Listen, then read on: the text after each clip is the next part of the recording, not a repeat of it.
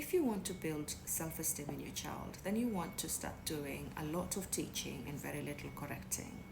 When you're doing more teaching with your child, it means that you're approaching your interactions with your child with the attitude that they don't know what they're doing, they don't know what they're supposed to be doing, and that it's your job as the parent to show them. You're approaching your interactions with your child with the attitude that they didn't come with a manual of SOPs of how to live this life. No, you are supposed to orient them to that manual of SOPs on how to do life by telling them, this is okay to say, this is not okay to say, this is right, this is wrong, this is good, this is bad. That's your job. And the more you establish this consistently, the more you create an atmosphere of learning, which is where self-esteem is built, which is where confidence is built, which is where competence is built.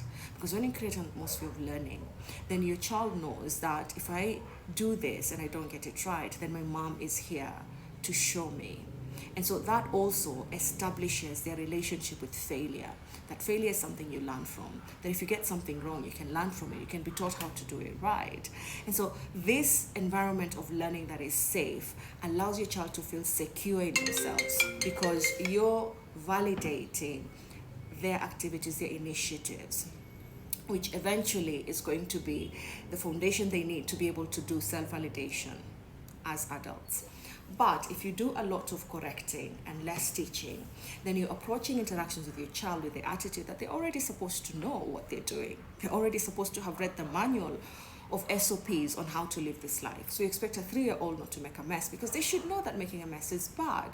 And so the way that you approach that interaction is that what you did is very bad, and you should have known it's very bad before you did it. And so now your child starts feeling unsafe because they don't want to have that interaction where you're going to criticize them, berate them, reprimand them, or even punish them for trying to be a child.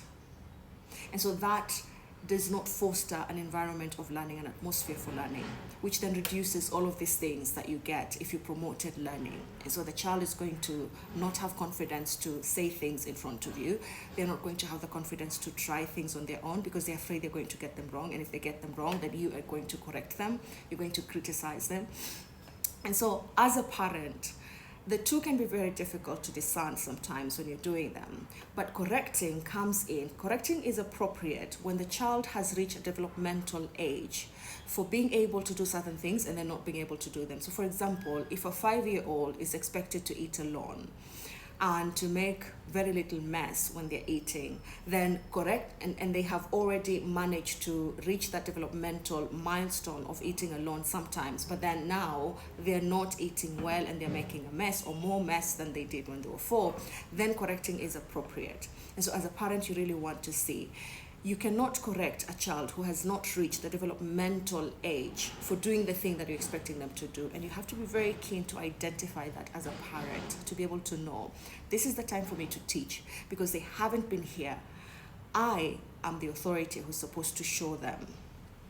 But if they've already passed it and they're still lagging behind, then correcting may be appropriate. So if you want to build self-esteem in your child, more teaching, less correcting.